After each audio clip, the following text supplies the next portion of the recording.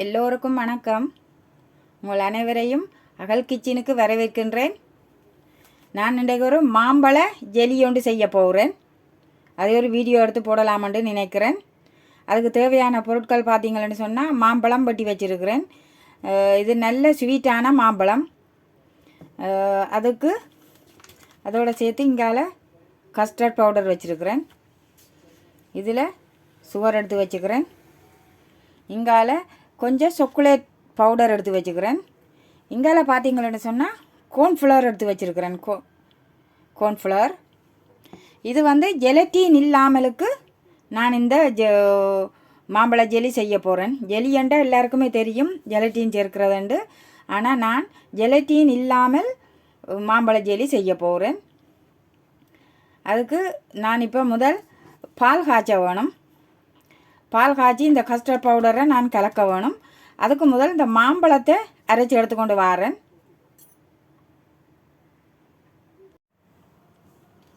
நான் இப்போ இதில் ஒரு அரை கப் தண்ணி எடுத்து வச்சுக்கிறேன். அதில் இந்த சோள மாவை கரைச்சி எடுக்க போகிறேன்.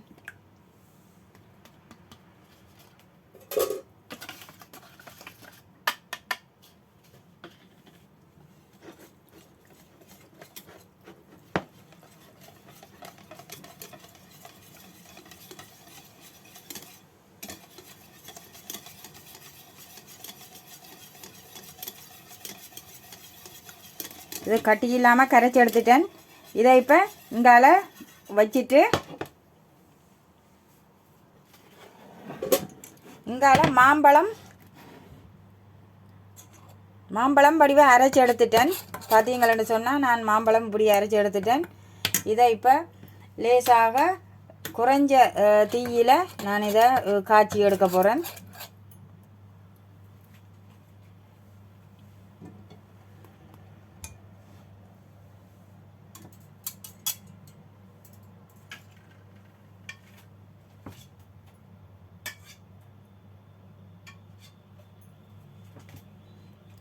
இப்போ நான் இதில் கரைச்சி வச்சுருக்கிற கோர்ன்ஃப்ளவர் மாவுன்ற இந்த கரைசலை இதில் அரைவாசியை தான் சேர்க்க போகிறேன்.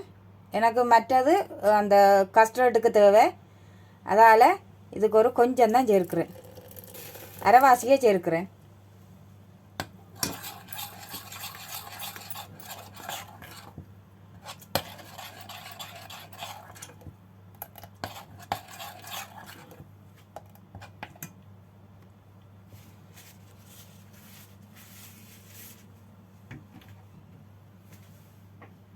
இதுக்கு நான் ஜெலட்டின் இல்லாமல் கோர்ன்ஃப்ளவர் சேர்த்துருக்கிறதால அந்த மாம்பழத்தின் ஜெலோ கலர் எனக்கு வர இல்லை. அதால் நான் ஃபுட் கலர் கொஞ்சம் ஜெலோ சேர்க்கிறேன். இதுக்கு அந்த கலருக்காக இது ஆப்ஷன் தான். நீங்கள் விரும்பினால் இது சேர்க்கலாம். இல்லைன்னு சொன்னால் ஹெல்த்தியாக இதாக செய்யணும்னு சொன்னால் கலர் சேர்க்காமல் செய்யலாம். நான் இது வீடியோவில் கொஞ்சம் கலராக தெரியணுமன்றதுக்காண்டி கொஞ்சம் ஜெலோ கலர் சேர்த்துருக்குறேன்.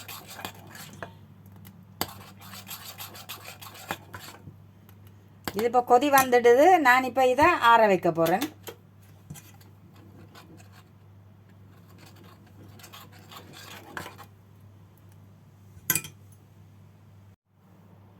இங்கால பால் கொதித்து நான் அடுப்பை ஆஃப் பண்ணிட்டேன். இது கொஞ்சம் லேசான சூடாக இருக்கும்போது நான் இதுக்கு கஸ்டர்ட் பவுடர் சேர்த்து மிக்ஸ் பண்ண போகிறேன். அதுக்கு நான் இந்த பாலுக்குள்ள இந்த கஸ்டர்டுக்கு தேவையான சுகரை சேர்க்கிறேன். அதே நேரம் இந்த பால் சேர்த்து தான் நான் இந்த கஸ்டர்டை கரைச்சி எடுக்க போகிறேன். கட்டி இல்லாமல் இதை இப்படி கட்டி இல்லாமல் கரைச்சி எடுக்கணும்.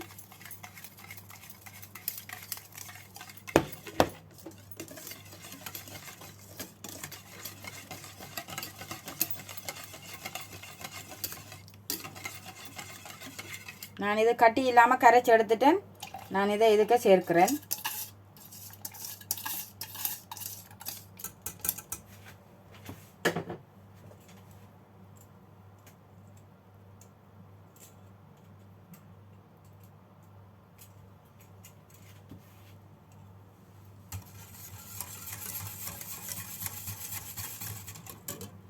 இப்போ நான் அடுப்பை திரும்ப ஆன் பண்ணுறேன். ஏன்னா கஸ்டர்ட் சேர்க்கும்போது அடுப்பை கொஞ்சம் ஆஃப் பண்ணி வைக்கிறது நல்லா, இல்லைன்னு சொன்னால் கொஞ்சம் குறைஞ்ச தீயிலே வைக்கலாம். இப்போ கஸ்டர்டு கொதிக்க வேணும். நான் இப்போ இதை கொதிக்க வைக்கிறேன். கொஞ்சம் திக்கான பதம் பெற வேணும்.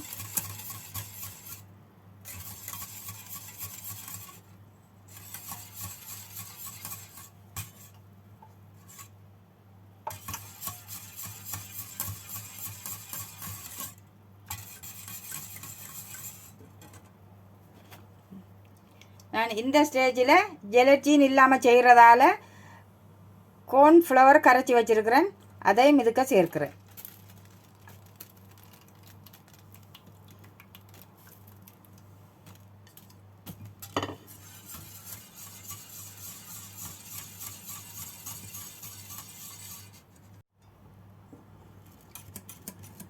கொஞ்சம் திக்காகி கொண்டு வருது.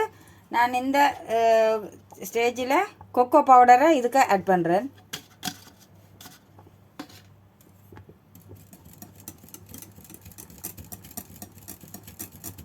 கட்டி இல்லாமல் கரைச்சி எடுக்கணும்.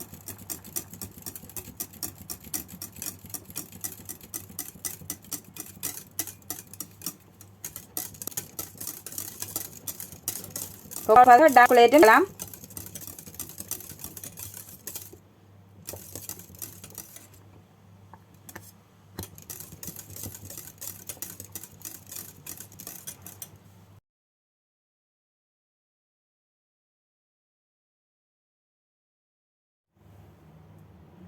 நான் இப்போ இதில் குட்டி குட்டி கிளாஸுகள் எடுத்து வச்சுருக்கிறேன். நான் இதுக்குள்ளே தான் இந்த ஜெல்லியை செட் பண்ண போகிறேன். இப்போ முதல் இப்படி வந்துடுது, நல்லா திக்காக வந்துடுது. இதில் இங்கால மாம்பழம் இது இருக்குது. நான் முதல் மாம்பழ ஜெல்லியை இதுக்குள்ளே சேர்க்கிறேன் செட் ஆகுறதுக்கு.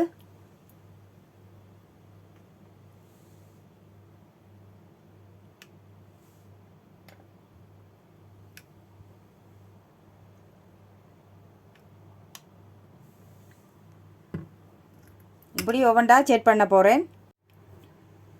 இப்போ நான் இந்த கப்பில் எல்லாம் செட் பண்ணிட்டேன். முதல் மாம்பழ ஜெலி போட்டிருக்கிறேன், அடுத்தது சாக்லேட் ஜெலி போட்டிருக்கிறேன், அதுக்கு மேலே திரும்பவும் மாம்பழ ஜெலி போட்டிருக்கிறேன். இதை இப்போ ஃப்ரிட்ஜுக்குள்ளே ஒரு 30 மினிட்ஸ் வைக்க போகிறேன். அப்போ தான் நல்ல திக்கான இதில் வரும். நான் இப்போ 30 நிமிஷத்துக்கு பிறகு எடுத்து காட்டுறேன் எப்படி ஜெலி வந்திருக்குதுண்டு. இப்போ மாம்பழ ஜெலி செட் ஆகிட்டுது. நான் ஃப்ரிட்ஜுக்குள்ளே வச்சு இதே மாதிரி நீங்களும் ஜெலட்டின் இல்லாமல் கார்ன்ஃப்ளவரை வச்சு இதே மாதிரி டிஃப்ரெண்ட்டான ஜெலி செய்து சாப்பிடலாம். இது ரொம்ப ஈஸியான ஒரு மெத்தட் தான் இது. இந்த வீடியோ பார்த்து உங்களுக்கு பிடிச்சிருந்தா, நான் செய்து காட்டின இந்த மெத்தட் பிடிச்சிருந்தா எனது அகல் கிச்சன் என்ற சேனலை சப்ஸ்கிரைப் பண்ணி விடுங்கோ, லைக் பண்ணி விடுங்கோ. இதுவரை பார்க்காத ஆக்கள் கண்டிப்பாக இந்த சேனலை சப்ஸ்கிரைப் பண்ணி விடுங்கோ. இவ்வளவு நேரமும் எனது வீடியோவை பார்த்த உங்கள் அனைவருக்கும் மிக்க மிக்க நன்றி. மீண்டும் நான் உங்களை இன்னொரு வீடியோவில் சந்திக்கின்றேன். நன்றி, வணக்கம்.